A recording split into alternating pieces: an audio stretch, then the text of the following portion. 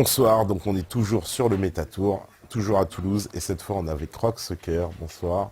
Bonsoir. On dit rock d'ailleurs, on dit bien rock. Oui, on dira. Ah, d'accord, voilà. Donc c'est, je n'ai pas fait voilà, d'erreur. J'imagine qu'il y a souvent des erreurs. On dit, les gens doivent prononcer Roche, non, j'imagine. Ça arrive, mais c'est surtout sur mon nom de famille. Là, c'est encore plus compliqué puisqu'il y a un tréma sur le U. Donc, Voilà, voilà. Donc j'espère. Rock Saoker. Voilà, Rock Soccer. Donc on va dire Rock, ça va être plus simple pour moi. Alors Rock, toi, t'es le créateur d'un magazine, Top Secret. Hein. Donc ça c'est je montre là le dernier magazine, mais c'est le numéro 74. Tout à fait. Donc ça veut dire que ça fait depuis 2002, tu me dis que le magazine existe. Depuis janvier 2002. Depuis janvier Ça 2002. veut dire avant de sortir, 2 ans de préparation quand même. Hein. Ah ouais. Avant de sortir le premier numéro. Donc un magazine qui traite, on va dire, de sujets vastes et qui dérangent, on va dire. C'est ça. Ce sont des sujets effectivement, assez top secret, assez à la marge, quoi. Oui. Donc on va, on va traiter de tout ce qui est secret de l'histoire, secret de la science. D'accord. Et en essayant de mettre une cohérence derrière tout ça. C'est-à-dire d'essayer de décrypter les choses, décrypter en même temps l'actualité, puisqu'on est très, très près, très collé à l'actualité en même temps, avec des articles plus récurrents, des articles plus universels qui permettent d'avoir un recul sur les choses, sur ce qui se passe, et puis quelques articles vraiment très en phase avec l'actualité. Et comment tu travailles? Parce que à chaque fois, on se demande comment tu vas puiser toutes ces informations. Enfin, sans nous donner les sources, bien sûr, Non, mais c'est pas. mais comment tu travailles En fait, je vais te dire, je me pose la même question tous les 2 mois. C'est vrai, tous les 2 mois, je termine à genoux mon numéro. Et tous les 2 mois, je me dis, mais qu'est-ce que je vais pouvoir bien mettre dans le prochain numéro? Je ne sais jamais. C'est ça un peu qui est difficile dans ce travail. C'est que tu es tout le temps sur la corde raide, quoi. Tout le temps à te dire, bah voilà, il faut regravir la montagne. Il y a matière, j'ai envie de dire. Par contre, voilà. Les secrets, les énigmes de la science et de l'histoire, c'est le sous-titre du magazine, sont inépuisables. C'est inépuisable. C'est-à-dire qu'en réalité, plus tu tires la ficelle, si tu veux rester logique et cohérent, plus tu vas tirer la ficelle, plus tu vas découvrir de choses. Puisque quand tu découvres un mensonge, en fait, il faut parler plus. L'histoire, c'est une quête de vérité. Mais en fait, ça veut dire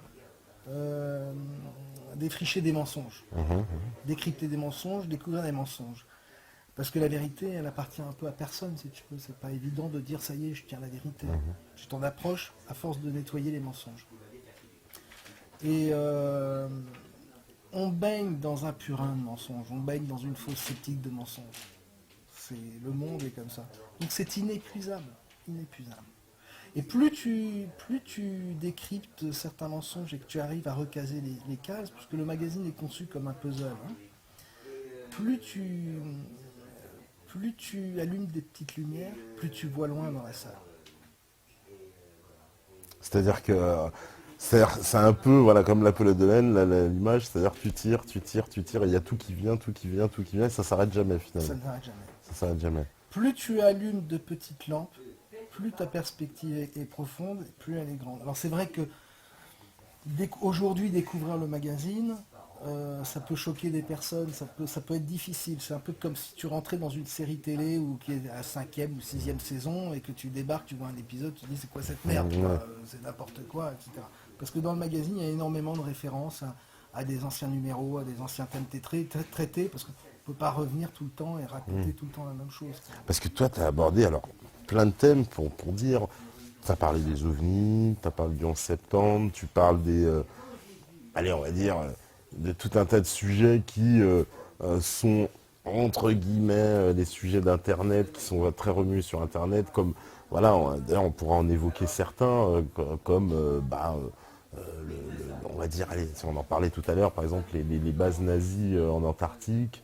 Ça fait partie des thèmes connexes au phénomène ovni.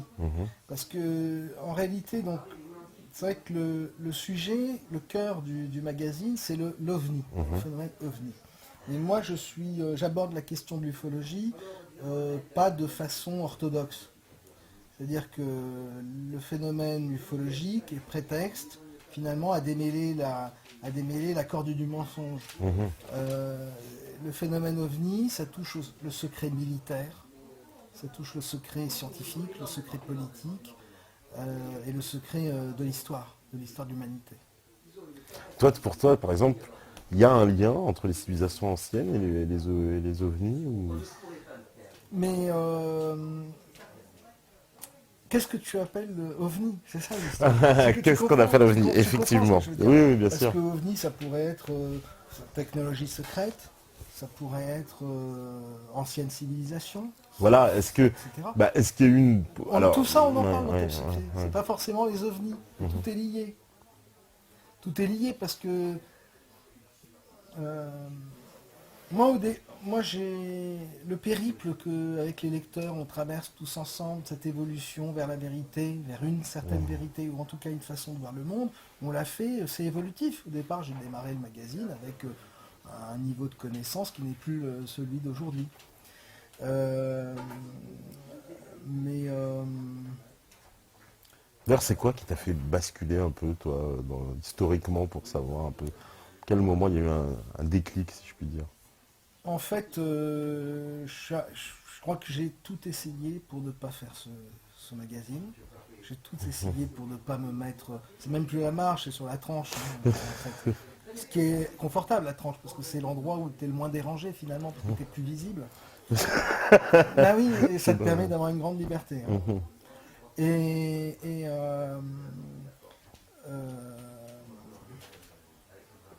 à force d'échouer, à force d'être rejeté par le système, simplement parce que tu es quelqu'un de totalement différent et qui ne peut pas rentrer dans ce système, parce que tu n'as pas les codes. Oui. Tu n'as pas les codes d'accès. Donc, eh bien, à un moment, tu sais, c'est comme un entonnoir. Et au bout d'un moment, c'est paf, tu es dans le chemin. Tu es dans le chemin qui est le tien. Oui. Et donc, alors, ouais, qu'est-ce que j'ai fait? J'ai vendu ma voiture.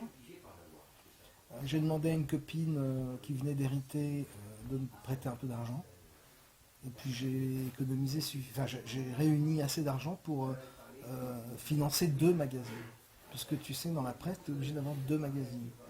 Tu lances le premier et le deuxième, et après tu commences à toucher les sous.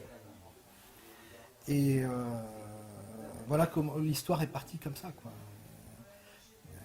Alors, maintenant, voilà, l'exemple que tu donnais sur l'exemple des nazis. Bon, alors, ouais, il faut bien comprendre qu'en même temps, ce travail-là a fait énormément évoluer les mentalités.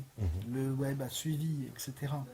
Même si c'était transparent et sans forcément citer Top Secret. Mais il faut se remettre dans la situation de l'époque au niveau des mentalités. Au niveau des mentalités à l'époque, quand tu parlais d'OVNI, même encore aujourd'hui, Même un dans peu encore aujourd'hui, milieu ufologique, c'est très très très mal considéré. Donc quand tu te lances dans cette histoire de magazine Top Secret, tu sais que tu renonces à toute, entre guillemets, respectabilité. Et donc, au fur et à mesure du travail, on se rend compte qu'il y a 2 types d'OVNI. En fait, pour schématiser, ouais. tu as 2 types d'OVNI. Tu as le taux les boulons, comme disent les ufologues, si tu veux. Le taux les boulons, c'est-à-dire le truc. C'est humain, en fait, c'est ça, qui, d'accord. Hein. qui est concret, qui est matériel, l'OVNI matériel, que des témoins ont pu apercevoir, qui avaient atterri, etc. Genre soupe au chou. Hein. Ouais, d'accord.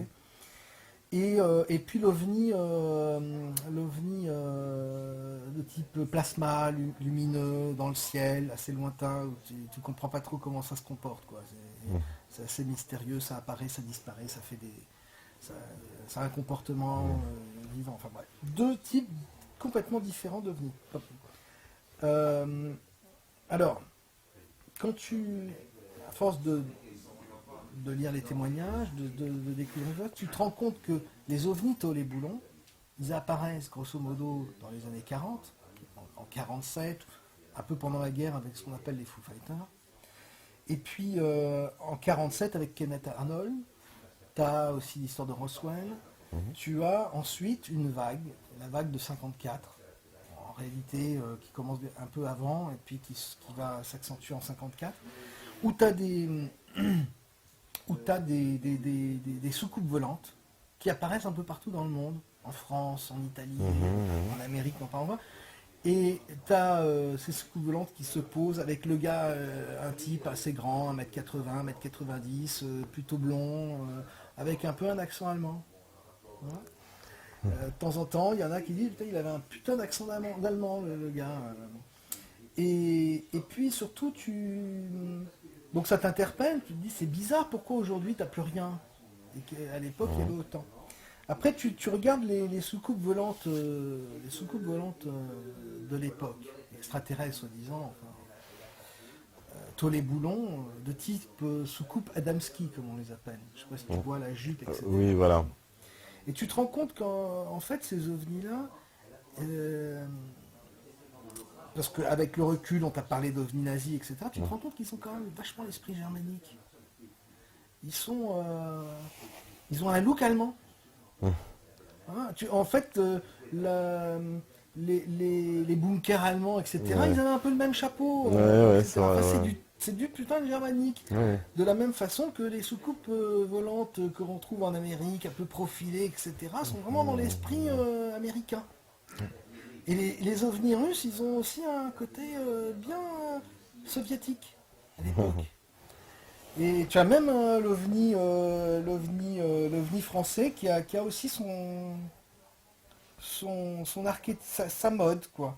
Donc tu te rends compte que non seulement dans le phénomène ovni, tu as l'ovni qui évolue technologiquement, puisque les premiers témoignages vont montrer des écrans avec des lumières, etc., des manivelles, des manettes, etc.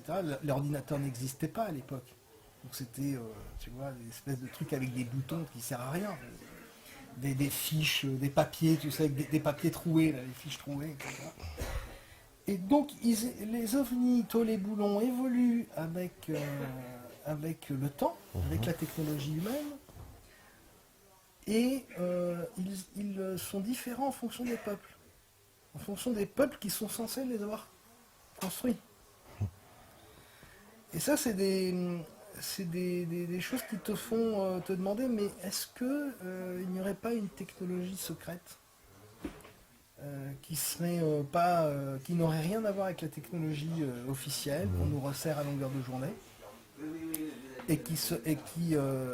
et donc alors à partir de ce moment-là ça t'ouvre un monde. Tu commences à te rendre compte que le mensonge il va vraiment très très loin. On trouve aussi C'est-à-dire qu'il aurait pu avoir donc tu penses qu'il y a un espèce de programme militaire, parce que qui ça humanité des militaires. Absolument. Alors c'est-à-dire que là donc, tout ça c'est pour revenir à ton histoire des bases Chabonnement et compagnie. Donc il y a quand même quelques documents, etc., qui apparaissent sur ce phénomène des ovnis nazis. Il y a pas mal de choses qui indiquent que les nazis sont partis vers l'Antarctique. En particulier, alors il y a une expédition, je crois, qui date de 47, voilà, c'est 2 ans. De l'amiral Byrd, qui revient, en fait, et avec une armada, il part en Antarctique, puis il revient avec, je crois, il reste quasiment plus rien. Absolument, ils partent à 4000, ils reviennent voilà.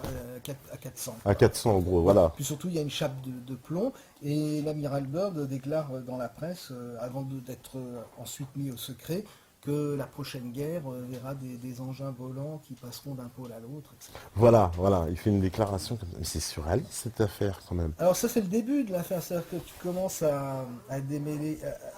Voilà, c'est la petite bobine qui se déroule. C'est que déjà tu te dis, bon, alors peut-être que le phénomène ovni, c'est pas seulement la soupe au chaud. Hein, peut-être autre chose. Il y a peut-être autre chose. C'est-à-dire que, en réalité, imagine tout de suite l'humanité avec une invention qui s'appellerait l'antigravité. Imagine. C'est-à-dire que ce n'est plus l'humanité que tu es en train de voir aujourd'hui. Le jour où on est libéré de la gravité, on n'a plus la même, on n'a plus les mêmes problèmes, quoi. On n'a plus la même perspective. Cette technologie, si on connaît un peu le travail de Tesla, on se rend compte que elle était très à la portée de l'humanité à la fin du 19e siècle, déjà. C'est pour ça d'ailleurs qu'avec à la même époque que Tesla et de son rêve qui était de créer L'énergie libre. l'énergie libre et puis surtout l'engin antigravité. D'accord. C'était son rêve, hein. C'était plus que l'énergie libre. Parce C'est que que non. la vraie ambition de Tesla, c'était de créer entre guillemets, ce qu'on appelle aujourd'hui un ovni. Parce que ça veut bien dire que l'antigravité, c'est quoi? C'est un appareil qui va nous enlever, on va dire, les lois de la gravité. Donc ça nous permettrait de nous déplacer n'importe comment, hyper vite, Parce que etc. d'un coup, au lieu d'avoir un problème de territoire, de trucs, bah, tu peux aller coloniser déjà d'autres planètes. Aller chercher des minerais ailleurs. Hum. Tu n'as plus du tout les mêmes problèmes économiques qu'aujourd'hui sur une terre limitée.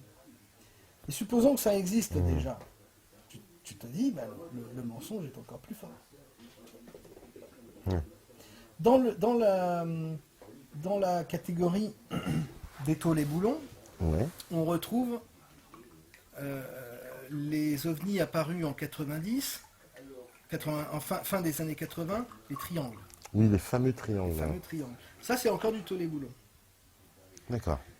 Si tu veux un petit. Je peux bien. Et dans les triangles, alors, bon, il se trouve que dans mon métier, je connais quand même quelques personnes qui ont travaillé un peu dans des black programmes, comme on Ouais, dit, ouais. dans des programmes un peu particuliers, dans ces domaines-là. Et un jour, j'ai une conversation avec un ami qui me dit au téléphone, qui m'explique au téléphone, il me dit, mais je lui dis, alors c'est quoi ces triangles? Je lui dis, bah, voilà, je t'explique. Les ovnis fonctionnent sur la base d'un gaz mercure ionisant qui tourne. Les soucoupes volantes, le gaz tourne comme ça permet d'atteindre l'antigravité, de créer un phénomène d'antigravité. Mais on est limité en taille avec le côté soucoupe volante du diamètre du gaz qui tourne comme ça. On est limité en gaz. On ne peut pas faire une soucoupe énorme parce que le gaz mettrait trop de temps à tourner. Et il ne créerait plus le phénomène d'antigravité. Et alors moi je ne suis pas scientifique, mais je vais raconter, je pense que tu comprendras l'astuce. Il me dit les triangles, l'avantage des triangles, c'est que le gaz il tourne comme ça dans des cylindres. Et tu mets 3 cylindres, 2 comme ça et un derrière. Et le gaz tourne comme ça, à l'intérieur. Il m'a expliqué le fonctionnement, lui c'était un grand scientifique, hein, le fonctionnement de cette antigravité sur les triangles. Et il me disait, l'avantage c'est que tu peux faire des vaisseaux de plusieurs kilomètres. Aucun problème, le gaz tournera toujours aussi vite. Et il me dit, oh, tu veux que je te donne la preuve de ce que je te raconte? C'est que tu verras jamais un seul témoignage de gens qui ont vu des triangles te raconter que le triangle à un moment, il a fait marche arrière. Il ne peut pas faire marche arrière, parce que tel que le processus scientifique d'antigravité est constitué dans les triangles, il n'y a qu'une pointe en face. Donc rien pour le propulser de l'autre côté. Et toi, tu as été vérifié, tu as vu, il n'y avait aucune déclaration de marche arrière, ça n'est jamais Ça arrivé. n'est jamais arrivé. Les triangles peuvent faire ça, aller en avant, mais marche arrière, ils ne connaissent pas. Ils ne peuvent pas. C'est énorme, d'accord. Et le GEPAN, qu'est-ce qu'on doit en penser en France de ça? Le GEPAN, qu'est-ce que tu vas en penser? Ils font leur travail, c'est une petite équipe qui font comme ils peuvent et je crois qu'ils sont... Ce qu'on peut en penser, c'est que en fait, je crois qu'ils n'ont pas les dossiers les plus brûlants, quoi. Et puis D'accord. ils mettent en poste des gens qui sont bien à leur poste, bien dans leur boulot. Et qu'est-ce qu'on peut penser, alors, puisqu'on est dans les sujets comme ça, des crop circles? Non, parce que moi, ça m'intrigue. Ouais, ça va. C'est vrai, c'est faux, c'est un fake, ça existe. On voit des photos, voilà, on a tous vu ces photos assez hallucinantes où voilà, on a reproduit carrément des dessins, des fois de façon hyper précise. Ouais, bien sûr. Bon, c'est une blague, c'est quoi? Alors, non, alors, comme toute chose, comme tout phénomène, il y a la contre-mesure. C'est-à-dire, si les crop circles sont vraiment authentiques à la base, vraiment d'une intelligence extérieure, forcément, il y a une contre-mesure de crop circle qui vont être faux, pour semer le doute, pour semer, pour désinformer, si tu veux. Donc il y a ces deux phénomènes en matière de crop circle. Il y a des vrais Je défauts, pense quoi. qu'il y a des vrais et des faux. Alors après, moi je ne rentre pas dans le problème des crop circles parce que c'est un os à ronger. C'est-à-dire que le milieu des crop circles, tu peux pas savoir s'ils sont enragés. Ah ouais. Ouais, c'est la guerre. C'est la guerre. Non, celui-là est faux, celui-là est vrai, etc. C'est très compliqué. Donc on voit des formes des fois extrêmement complexes. Non, mais Comment tu peux c'est- faire ça avec des micro-ondes. Tu peux faire des... Alors tu as trois types de crop circle. Tu as les crop circles qui sont faits avec des planches, effectivement, les plus simples. Et puis après, tu peux faire des crop circles avec des micro-ondes à partir de montgolfières ou de dirigeables, à partir de satellites directement. Ah ouais. Ah oui. Il faut avoir quand même une arme puissante pour faire ça de haut quand même. Mais voilà, il faut bien que tu comprennes, t'es pas que... t'es comme... tu fais partie du bétail, du troupeau, et que tu n'as pas vu la lumière. Tu vois. C'est-à-dire qu'on ne nous a pas montré la lumière. Donc, comment tu sais pas ce qui se passe chez ton voisin qui habite à 500 mètres de chez toi? Ouais. Eh ben c'est pareil. Si on te dit pas, Ouais, bien sûr. c'est tout. Ouais, mais parce que donc ouais, mais tu crois qu'il pourrait faire ça quand même parce qu'on en a retrouvé partout dans le monde, des endroits différents. Alors tu noteras d'ailleurs, il y a des gens qui ont fait ces recherches, tu noteras que les crop circles apparaissent beaucoup sur un circuit qui est le circuit du réseau ARC, qui est prétendument arrêté, etc. D'accord. Ouais. Et non, C'est intéressant. Et puis l'autre chose qu'il faut que tu saches sur les crop circles, c'est que 80% des crop circles, mais en tout cas en Angleterre, naissent dans des terrains militaires. Ça se passe dans des terrains militaires qui sont loués à des agriculteurs. D'accord. Ah bah. Donc c'est pour ça qu'on y voit beaucoup d'hélicoptères militaires qui font des exercices, etc. Ouais, au-dessus de ouais, ces ouais. champs. Mais aussi en même temps, comme c'est des terrains militaires, ça permet à l'armée de faire des expériences. Parce qu'il y en a beaucoup qui ont mesuré le taux de magnétisme et tout, qui augmentait dans les crop circles et on a observé que les tiges aussi étaient pas cassées mais simplement couchées, etc. Non, mais il y a des grands spécialistes du domaine. Moi, c'est ce que j'appelle un os à ronger. C'est-à-dire que tu peux passer ta vie à étudier les crop circles, t'en ressortiras rien. Ouais, on n'aura jamais de réponse vraiment. Ouais. C'est pour ça que moi, ce qui m'intéresse, et ce que j'essaie de faire avec Top Secret, c'est d'apporter une vision globale de l'humanité, de ce que nous sommes, dans quoi nous baignons. Parce qu'on parlait tout à l'heure de l'histoire des nazis, etc., avec Schwabenland, mais c'est anecdotique, c'est-à-dire que ces engins d'antigravité, etc., hérités de la technologie de Tesla, puisque déjà à l'époque de Tesla, on retrouve des bateaux. Ouais.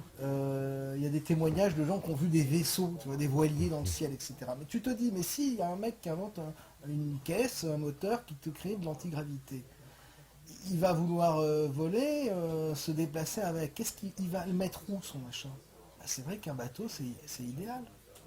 C'est idéal, puisque tu es dedans, c'est assez confortable, tu vas pas tomber, tu peux même dormir dedans, etc. Ouais. Et, Ouais. l'autre chose que par rapport toujours au taules boulons, etc., on en voit beaucoup moins de ces témoignages de ces grands mecs qui sortaient des ovnis, qui demandaient leur chemin, Oui. où est-ce que je suis, tu sais, avec un accent, machin, et Ouais, tout ça. ouais, ouais. Mais simplement parce qu'à l'époque, il n'y avait pas le GPS. Le GPS n'existait pas, donc ils étaient au stade des expériences. J'ai vu aussi, je sais pas si Alors, tu avais... ça, c'est pour les ovnis, taules boulons. Hein, Ouais, on avait vu, il y a eu une, comment dire, c'était en Russie dans les années 90. Peut-être tu connais cet événement-là. Toute la ville a vu atterrir donc des ovnis, des hommes sont descendus avec des enfants qui avec des assistaient enfants dans un parc, exactement, Ouais, exactement. ouais. Donc c'est ça aussi, ça. Donc ça c'est parmi les nombreux faits répertoriés qui sont quand même assez étranges. Ouais, Euh, je te disais, on les voit moins parce que maintenant c'est au point. Donc, ces engins-là des années 50 ont disparu parce que les mecs n'ont plus besoin de faire des essais sur Terre, ils les font ailleurs. D'accord. On a vu les triangles, c'était en 90. Pourquoi? En 89, 90. Parce qu'ils faisaient des essais, c'est les débuts des triangles. On en voit beaucoup moins maintenant. Ils sont ailleurs. Autre exemple, les ovnis, souvent tu les voyais avec des tentacules. Des tentacules. des espèces d'aspirateurs, des pinces, etc. D'accord. Moi j'ai longtemps réfléchi, je me suis dit mais pourquoi ces ovnis? Bon, j'ai vraiment fait une réflexion sur ces trucs de tôle et boulons. Et puis après, tu arrives à la réponse, c'est-à-dire qu'en réalité tu te dis mais oui mais dans les années 50, la NASA n'avait pas encore inventé ces combinaisons anti-radiation, etc. Donc les mecs qui pouvaient voyager avec leur soucoupe, aller voir Mars et aller ailleurs, ils ne pouvaient pas sortir. Donc quand tu veux prendre des échantillons pour pouvoir les analyser, etc., il te faut des tentacules, il te faut des... Il n'y a plus aujourd'hui. Les ovnis n'ont plus ça. Alors ça permet de dérouler la bobine. Pareil par rapport à l'Antarctique. Ouais. L'Antarctique mène à la théorie de la Terre creuse. Ouais. Et quand tu commences à étudier la question de la Terre creuse, Alors, pour remettre pour nos auditeurs, même s'il y en a qui savent, donc il y aurait la Terre serait creuse, et j'ai entendu parler donc d'une cité qu'on dénommerait Agartha, enfin je bon ne voilà, rentrerai pas là-dedans parce voilà, que mais c'est bon, peu il y aurait importe. une civilisation à l'intérieur qui vivrait à l'intérieur de la planète, ce serait ça. En tout cas, il y aurait. Quand tu es dans une maison, tu vis pas sur le toit. Les planètes, peut-être qu'en fait, elles n'ont jamais été faites pour qu'on vive à la surface dehors. Peut-être que c'est tellement mieux à l'intérieur. Ouais. Bah, semble-t-il, ce serait plus protégé. Des radiations déjà. Ouais. Ouais. Et mais bon, sans entrer dans ce genre d'histoire, parce que là, il y a plein de trucs New Age et il y a beaucoup de délire. Je confirme, l'histoire, elle a commencé avec un pilote de l'armée américaine Non, voilà, qui a ça a survolé le commencé. pôle Nord Voilà, et qui c'est voilà. indéniable. Il en a parlé, la Voilà. Terre, l'horizon inconnu, etc. Une autre Terre. Il a vu des choses avec des animaux préhistoriques, des mammouths, etc. Ça, effectivement, ça je confirme. Par contre, après, il y a eu son journal de bord. Là, c'est beaucoup plus douteux, quoi. Là, ça ressemble à de la théorie fumeuse. D'accord. Le journal de bord, tous les documents de l'amiral Byrd ont été escamotés par le FBI. Et tu confirmes aussi que les nazis, pendant la guerre, un peu façon, bon, ça va rappeler un film, mais c'est bon, l'Arche perdue hein, de Spielberg. On voit les nazis qui recherchent l'Arche perdue, mais semble-t-il que Hitler avait envoyé tout un tas d'expéditions, y compris au Tibet. Bien sûr. Voilà. Bien sûr. Bien sûr. Et il cherchait, semble-t-il, la porte de cette... parce qu'il y Bien avait, sûr. il y a quelques portes sur la Terre pour Il était accéder. complètement dans cette Voilà. théorie-là. Et les moines tibétains seraient les gardiens, justement, un peu de cette... Il y a une porte au Tibet. Il y a Voilà. une porte au Tibet, effectivement. Donc certains... il y aurait une porte au Tibet, donc certains, effectivement, pensent que les moines tibétains, certains moines tibétains initiés connaissent cette porte. Enfin bon, on est dans le domaine...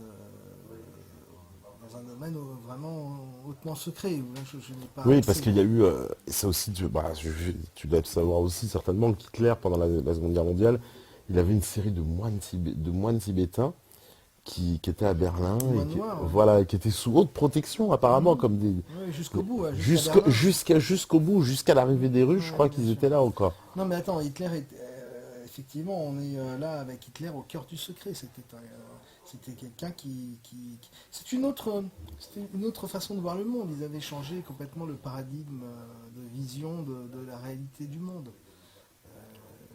Voilà, c'est vraiment deux conceptions du monde qui s'opposent. C'est des forces antagonistes. C'est là où ça te montre que le monde dans lequel nous vivons est beaucoup plus complexe que ce qu'on a bien voulu nous faire croire. Nous faire croire, depuis l'après-guerre. ouais.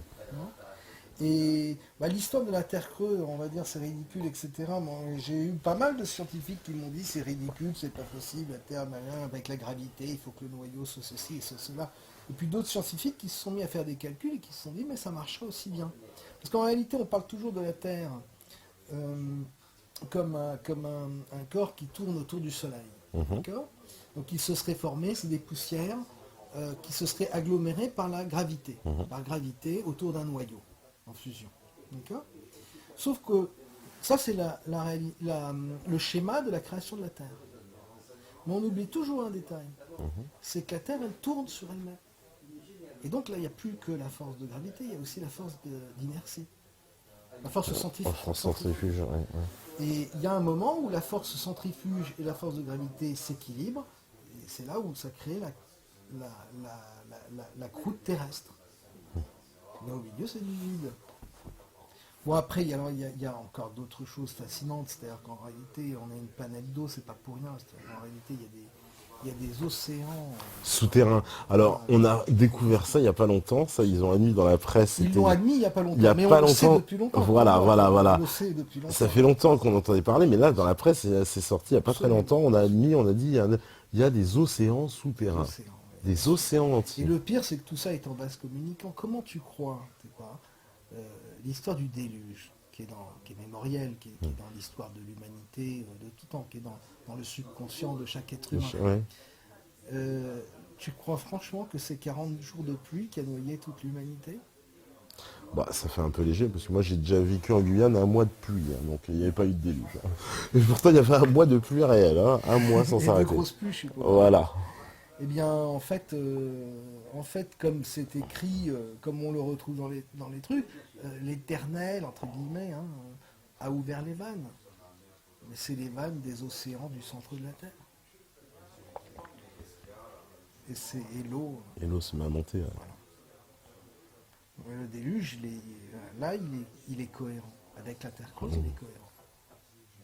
Et cette civilisation qui vivra à l'intérieur de cette terre, elle ne veut pas nous rencontrer, elle veut pas. Quel rapport elle entretient avec nous? On sait pas. C'est une question à laquelle, si jamais je voulais commencer à te répondre, il faudrait qu'on reparte. Il faudrait vraiment beaucoup d'explications, etc. Ça toucherait à d'autres sociétés, à d'autres problèmes de société. Moi, je considère que ces gens-là sont les faux dieux. Je les appelle les faux dieux. Les faux dieux. Hein. Les faux dieux. Donc c'est pour ça que c'est intéressant. Ça nous entraînerait très loin. Ça nous entraînerait très loin. En tout cas, ce sont des humanoïdes. Ce sont des. Alors, les faux dieux sont pas de cette matrice, si tu veux. Ils appartiendraient à quoi? À une autre espèce? Non, ils appartiendraient à une autre matrice. On vit dans une matrice. Oui. On est dans une matrice. Une matrice d'une dimension matérielle, etc. Eux viennent d'ailleurs, d'une autre dimension. D'accord. D'accord. Donc c'est pour ça qu'ils sont obligés de vivre à l'abri des rayonnements solaires, par exemple. Ils vivent à l'intérieur de la planète. Enfin, c'est un peu bizarre, c'est une cohabitation avec plein de... C'est compliqué de rentrer dans ce genre de considération, c'est vraiment très compliqué. Mais est-ce qu'on peut envisager, comme certains l'ont évoqué, que des entités extraterrestres entretiennent des rapports avec des gouvernements, voire négocient avec certains gouvernements? On l'a entendu dans le cas des États-Unis où beaucoup, alors évidemment ce projet de disclosure qui est un peu mis en cause, mais ils n'étaient pas quand même les premiers ni les seuls à dénoncer et dire que par exemple le gouvernement américain a accepté l'établissement de certaines bases en fait extraterrestres en échange de technologie. Est-ce que c'est crédible, ça tient la route ou pas? Alors, d'après ce que je sais, il est clair qu'il existe des bases secrètes. Je ne suis pas le seul. Ça, on est bien Il d'accord. existe des bases secrètes dans lesquelles cohabitent des êtres, des humains et des êtres un peu hybrides. Est-ce que c'est des clones?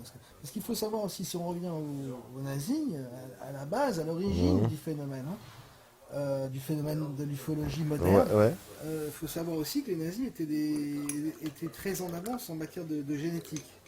D'accord. Et qu'il n'y a rien qui ressemble plus à un petit gris qu'à un être humain qui aurait été hybridé, qui aurait été modifié génétiquement. Donc on peut envisager qu'ils aient créé une race hybride. Tu sais, les nazis, ils voulaient être la race supérieure. Oui. Ils voulaient être la race des maîtres. Et les maîtres, ils ont besoin d'esclaves. D'accord ? Et donc, créer une race d'esclaves, de robots biologiques, ça paraît tout à fait logique. Mais ça pue là. On sait que l'esclave se révolte un jour contre le maître. Et justement, là, pas quand il a été conçu artificiellement, génétiquement, pour être juste un robot biologique. D'accord. Et Justement, c'est très... Alors, mais je dis ça, je n'en sais rien, j'ai aucune preuve de ça. Ce sont des réflexions, des hypothèses de travail, des possibilités qui permettent d'expliquer certaines incohérences du système. Et ces accords qui ont pu être passés dans des bases secrètes, etc., ont pu être avec des nazis. Le côté extraterrestre, soupe aux choux, Star Wars est un leurre. C'est un enfumage, si tu veux. Faut bien comprendre qu'on... Enfin, je dis ça, je sais que je vais choquer même parmi mes lecteurs, mais ils savent aussi qu'il y a d'autres types... On parle vraiment des taules et boulons. Il y a d'autres manifestations qui sont celles-là millénaires et qu'on retrouve même dans certains témoignages égyptiens ou ailleurs. ouais. Alors, justement... Là, on parle vraiment de l'après-guerre. Ouais, voilà. On est vraiment dans ce truc. Mais justement, c'est les anciennes civilisations qui ont tout un côté très mystique et on va dire une relation justement à une cosmogénèse à chaque fois qui, on va dire, qui parle d'être venu du ciel, de technologie, que ce soit en Amérique du Sud avec même Quetzalcoatl, hein, puisqu'il arrive du ciel, etc. Que ce soit les Sumériens, les fameux Anunnaki, etc. On parle aussi, mais qu'on connaît moins, mais c'est un peu aussi les aborigènes. Je suis intéressé, et aussi dans leur cosmogonie, cosmogénèse, pardon, ils ont une espèce d'être qui vient du ciel et qui leur donne la vie, etc. Qui leur apporte la connaissance et la civilisation à chaque certaines connaissances d'ailleurs tout à fait mystérieuses. Comment est-ce qu'ils pouvaient savoir certaines choses au niveau des étoiles? Oui, bien sûr, oui. Oui, puis bien sûr, que ce soit en Amérique du Sud, on a constaté ça, et puis même en Afrique, chez les aborigènes. Effectivement, ils ont des connaissances astronomiques à chaque fois qui dépassent le niveau des sciences théoriques qu'ils devraient avoir, quoi. Tout à fait. Et ça, comment ça peut s'expliquer? C'est une rencontre? Il y a une rencontre, c'est possible?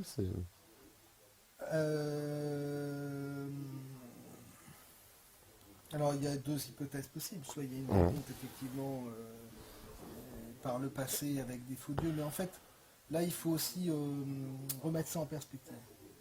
C'est-à-dire qu'on nous a fait croire, c'est encore un autre mensonge, on nous a fait croire que l'humanité avait, la civilisation avait 5000 ans, voire 6000 ans. Il faut imaginer que la planète, officiellement, a 4 ou 5 milliards d'années d'existence. C'est imaginer une chose pareille que l'humanité a 5000... Enfin, la civilisation à 5000 ans, c'est une aberration. Vous pensez que rien ne perdure sur Terre, il y a tellement de mouvements. Donc alors, des rencontres, c'est possible, et puis aussi des évolutions de civilisation par le passé, avec des héritages. Et un savoir qui se transmet. Par exemple, je pense que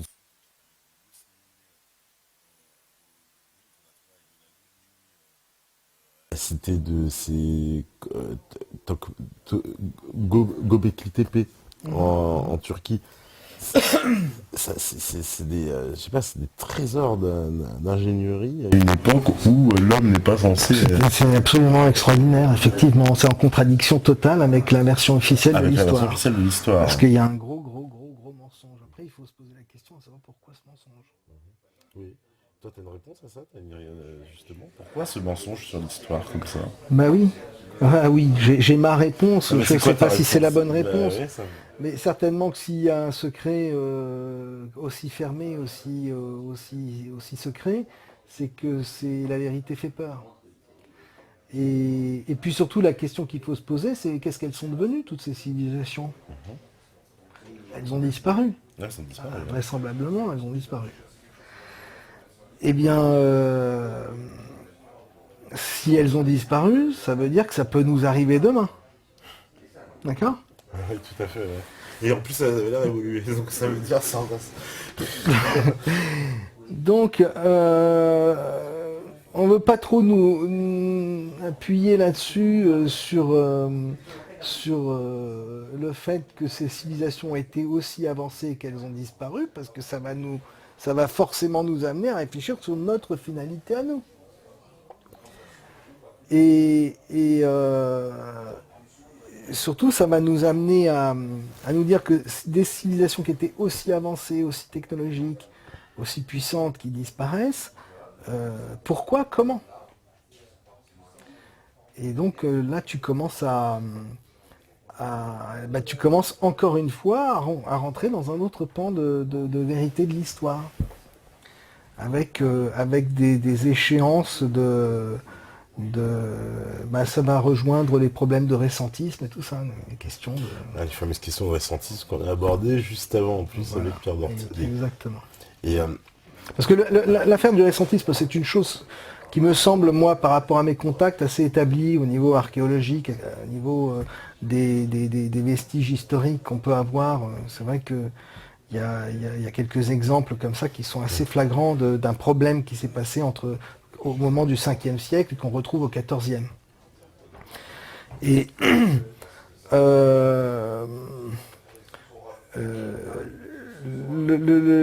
la grosse question qu'amène le ressentisme, c'est aussi pour ça que c'est une chape de plomb dessus. C'est comment ils ont pu faire ça? Comment ça a pu être possible?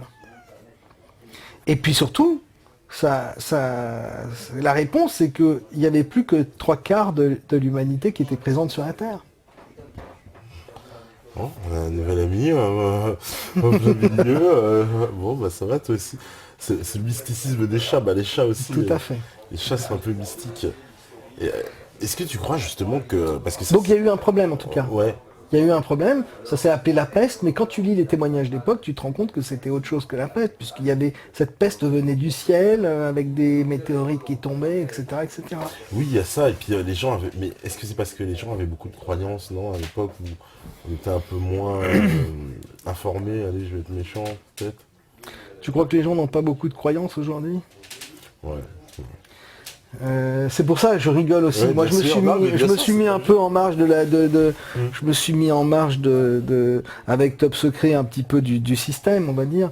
Mais tu sais, c'est étonnant quand les gens décrivent le système, se moquent du phénomène extraterrestre, etc. Mais en même temps, ils croient à un Dieu qu'ils n'ont jamais vu. Tu vois, dont on ne sait pas grand-chose finalement. C'est pareil. C'est pareil, ouais, on pourrait... Ça va pas plaire à tout le monde, mais bon, parce qu'il y en a plein, tu sais, en particulier dans l'islam, qui disent que ce phénomène ovni est une émanation de Satan et ce serait des démons, selon eux. Ça, c'est un discours que j'ai entendu chez beaucoup de musulmans, t'as dû l'entendre bien aussi. sûr, mais tu sais que moi je ne suis pas loin de penser aussi comme ça, c'est ce que j'appelle les faux dieux. Sauf que si tu pousses plus loin le raisonnement, tu regardes l'histoire du monde, l'histoire de l'humanité, ce qui nous est arrivé depuis tous ces milliers d'années, et puis ce cycle infernal qui n'en finit pas de recommencer, tu peux te poser aussi la question des instigateurs des religions. Les religions n'ont jamais divisé autant l'humanité depuis toujours. Bien sûr. Or, on sait très bien que la plus grande ruse du diable, c'est d'avoir fait croire qu'il n'existait pas. Et puis la seconde ruse du diable, c'est de diviser pour mieux régner.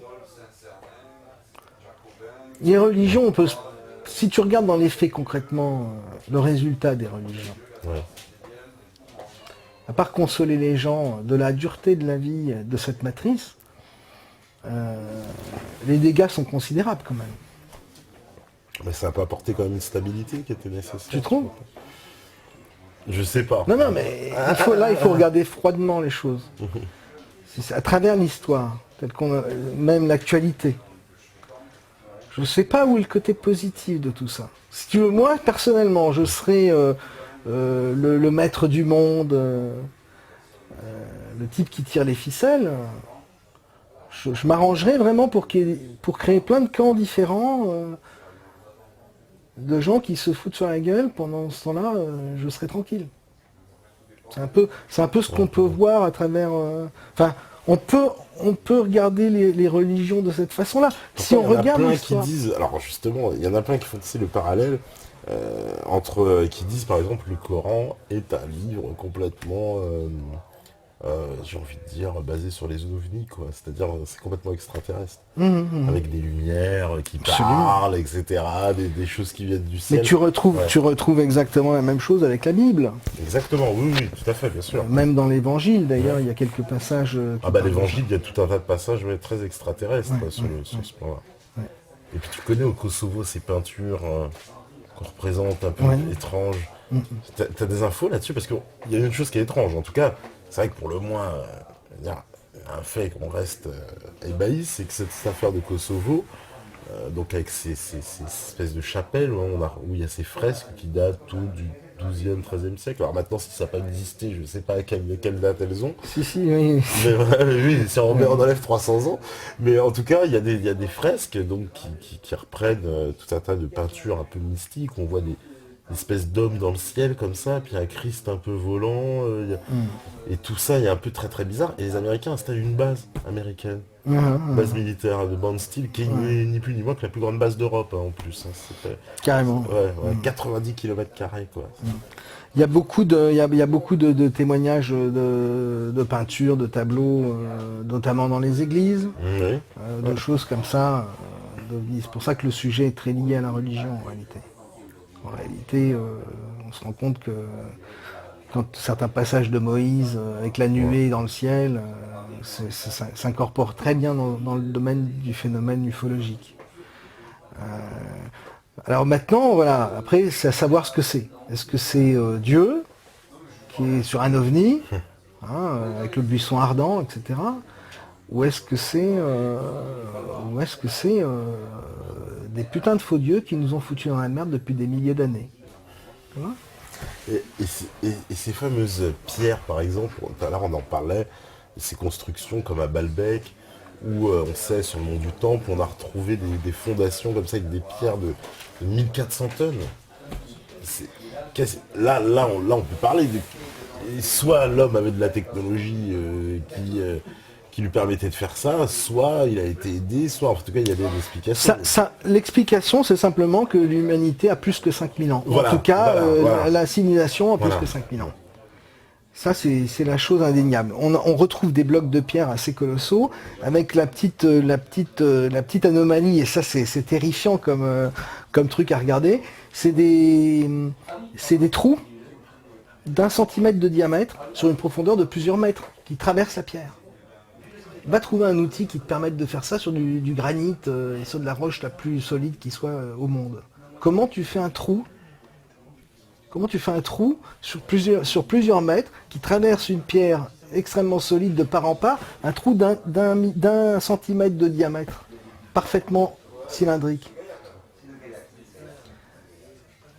Là, tu es obligé d'avoir un outil performant. Tu peux même pas faire ça avec une perceuse aujourd'hui. Ouais, c'est-à-dire même aujourd'hui, on serait pas en mesure de le faire exactement. comme ça, ce serait très compliqué. Exactement. Et c'est ça qui fait qu'on se pose des questions, c'est de se dire, même nous avec nos technologies, on serait devant un défi si on nous dit allez apprenez des pierres de 1500 tonnes et allez les replacer, quoi. Moi, si tu veux, à force de dérouler l'histoire, c'est pour ça que j'en reviens un petit peu, je suis désolé pour tes auditeurs, etc., d'être peut-être un peu brutal sur ces histoires, mais l'ufologie touche non seulement effectivement aux politiques, aux militaires, on l'a vu, mais effectivement à l'aspect des croyances, Oui. mysticisme. Alors ça c'est la partie, évidemment, c'est la partie... C'est un peu sulfureux sans doute. Bien sûr, mais... c'est la partie la plus taboue, mais... Et on a fait un gros travail là-dessus d'analyse. On a fait un gros boulot de bien faire comprendre aux gens avec les textes, en se basant sur des textes, qu'il y avait un lien intime entre les deux phénomènes. Et puis après, il faut regarder froidement la situation. Et les histoires de David Icke, de reptiliens, ça tient la route, c'est quoi? T'en as parlé toi d'ailleurs dans ton livre? C'est arrivé qu'on parle de reptiliens. David Icke, il fait partie de ces gens-là qui ont enfoncé des portes, qui ont ouvert des portes de réflexion, c'est très intéressant. Après, c'est pas pour autant que tout est vrai dans ce que raconte David Icke. Ouais. Par exemple, on peut supposer que les faux dieux, alors lui, il les appelle les Anunnaki ou les reptiliens, il les considère comme des reptiliens, mais ça peut être juste une des apparences que ces entités peuvent prendre. Puisqu'en réalité, ils sont anthropomorphes.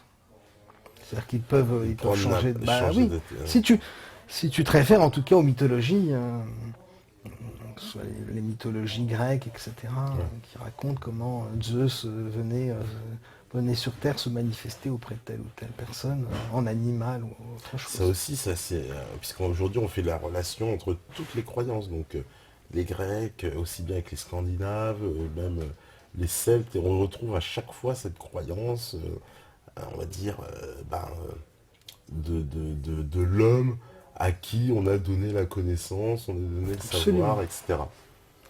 Absolument. Donc quelque chose qui n'est pas inné, quoi. Donc c'est bien quelqu'un qui est venu, qui dit c'est comme ça que ça se passe. Tout à fait. Mais ça, c'est un point commun à tout, et ça n'a pas été résolu, ça. Ok. Enfin, toi, t'as peut-être une... Non, mais je n'ai rien résolu. Non, non. Non, mais t'as peut-être une idée. Il est tard et... T'as bon, peut-être une idée, non, pas d'idée. Ouais, mais non. oui, bah, on a... il y a Sans marcher forcément- sur des œufs, je sais, on marche sur des œufs. On a forcément des idées, mais ça nous entraîne à revenir aussi sur l'histoire du récentisme et de la question que je te posais tout à l'heure, à savoir comment est-ce qu'ils ont fait. Comment est-ce qu'ils ont fait? Qu'est-ce qui s'est passé au moment de cette jonction, de cette intersection du 5e siècle au 13e, 14e siècle, qui n'est qu'un seul moment et le reste étant écrit? Qu'est-ce qui s'est passé pour que l'humanité disparaisse, pour qu'une grande part de l'humanité disparaisse? Donc, il s'est passé une catastrophe, un cataclysme, le fameux déluge, si tu veux, qu'on connaît, mais dans une autre version. C'est-à-dire que ça t'amène à comprendre qu'il y a eu plusieurs déluges, plusieurs cataclysmes qui ont renversé les civilisations. D'accord ? Ça t'amène à penser que l'humanité, l'être humain et toi-même, tu n'es peut-être pas au centre de la création. Ah, c'est hautement suffisant. Alors là, c'est toi, tu vas te faire beaucoup d'amis encore. Non, mais écoute. C'est-à-dire qu'il faut, je suis pas très habile ce soir en plus pour expliquer toutes ces choses-là et pas forcément très inspiré. On aura l'occasion d'en rediscuter. Mais j'aurai l'occasion donc de développer ce genre d'idées de façon un peu plus cohérente et argumentée. Mais je crois qu'il y a un moment, il faut qu'on arrête et qu'on sorte de ce cycle infernal dans lequel est réduite l'humanité, des guerres arrangées. Il faut qu'on sorte de ce système. Donc il va falloir regarder la vérité en face.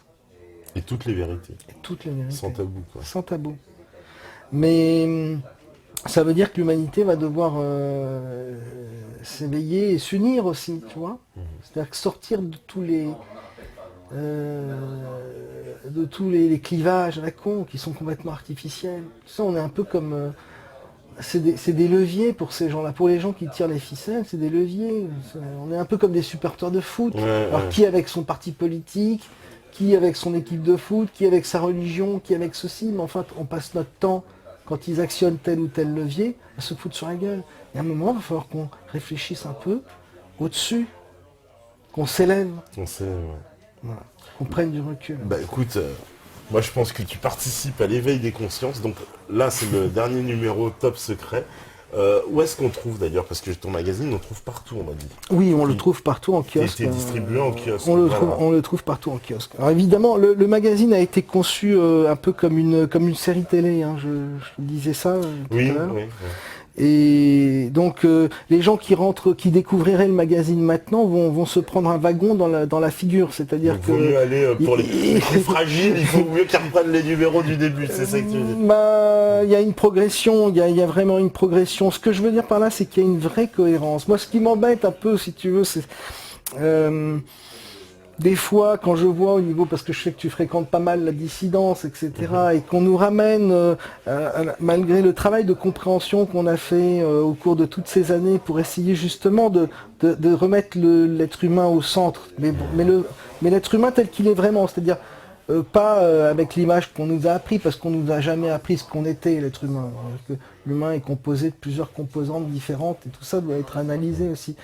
Et et c'est vrai que ça m'embête, des fois je m'énerve un petit peu, parce que j'apprécie beaucoup, je me dis mais comment on peut avoir de telles analyses aussi pertinentes, aussi intéressantes, etc.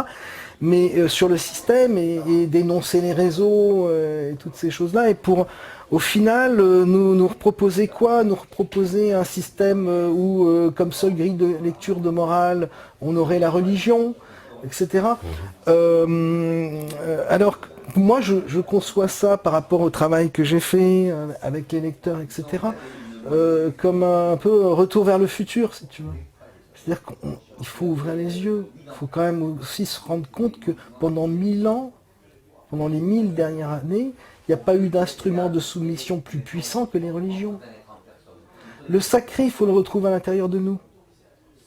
C'est essentiel. Il n'est pas dans les dogmes. Dieu en a rien à foutre qu'on mange du poisson le vendredi. Tu comprends? Ouais, je comprends tout Le à fait. sacré, il est en nous. Et cet amour, il faut que nous l'ayons les uns envers les autres en nous libérant des dogmes. Parce que au final, ceux qui tirent les ficelles et ceux qui dirigent tous ces trucs-là, toutes ces organisations-là sont humaines. Et ces organisations-là sont aux mains des mafias. Il ne faut pas s'illusionner. Depuis toujours, c'est le cas. C'est le cas depuis 1000 ans. On parle des Illuminati, etc. Ils sont où, les Illuminati? Tu les retrouves chez les jésuites, entre autres, etc. Donc c'est un peu... Je me dis, mais attends, c'est de l'amnésie, c'est de la complaisance, c'est de l'aveuglement. Je comprends qu'on ait besoin... je comprends qu'à un moment, on ait peut-être besoin, pour être entendu, de revenir à des valeurs que les gens connaissent. Mais il est important aussi que l'être humain retrouve les choses essentielles qui sont dans son cœur, à l'intérieur de lui, et qu'il arrête d'être un peu trop sur le texte. Le texte, il y a une partie, je suis désolé de le dire, hein, mais une partie de manipulation. C'est marrant parce que tu rejoins beaucoup Alan Duke, qu'on était interviewé à Luxembourg, et qui pense la même chose. Qui dit de s'éloigner un peu des textes, d'aller puiser en soi pour retrouver les réponses en soi d'ailleurs. Absolument, mais absolument. Le pouvoir est en nous. Ouais. Mais nous, c'est plein de choses. C'est plein de choses. On aura l'occasion, si tu veux, t'es pas dans reparler. Oui, parce que voilà, de toute façon, Rock Sucker, on se donnera une autre interview, c'est promis en plus. On fait une dédicace, d'ailleurs j'en profite à Kat et Max, puisqu'ils nous ont mis en contact. Oui, moi aussi je les salue. Voilà, donc on les salue bien. En plus, après le séjour à Avignon qu'on a fait chez eux, ils nous ont tellement fait ta promo, ce sont tes meilleurs VRP, je peux te dire. Et en tout cas, ce soir c'était une première. Oui. On a défriché un terrain. On a défriché, on a fait du gros bourrinage, si tu veux. Parce qu'il y a gros boulot et on était avec les gros tracteurs. Je suis du Gers, alors, et après. Plus tranquillement, on pourra développer certains sujets. On pourra planter les semis et les petites graines un peu partout. Rendre un peu plus cohérent mes trucs, parce que je me rends compte que j'ai peut-être été un peu brutal, mais il est tard. Non, mais ils ont l'habitude. Je pense que ça les dérangera pas. Brut de décoffrage, ça mais ne renversons pas un système pour créer un système identique du passé. D'accord? Ça, c'est essentiel. Vraiment, vraiment. Écoute, je pense que le message est passé. Merci Rock, et ça continue sur le Métatour. Toulouse, l'étape, c'était Rock Sucker. Voilà, on leur fait une petite pub. C'est gentil. Voilà, Top Secret, le magazine, et puis trouvable partout en kiosque. Pour le coup, c'est facile. Trouvable même en supermarché. Même en supermarché. Même dans les rayons presse des supermarchés. Et on peut s'abonner en plus, apparemment. Et on peut s'abonner, et on est dans toute la francophonie. Voilà, oui, parce que j'ai vu qu'il y avait marqué Canada, Belgique, Luxembourg, Suisse. On est également en Afrique. D'ailleurs, je crois que Alan Duke aussi est un adepte de ton magazine. Tu vois, je fais des nombreux fans. Je suis désolé de ne pas avoir pu être plus clair que ça ce soir, mais il y aura d'autres, je me rattraperai. et je vous le promets. Bon. Merci à tous, ciao. Au revoir.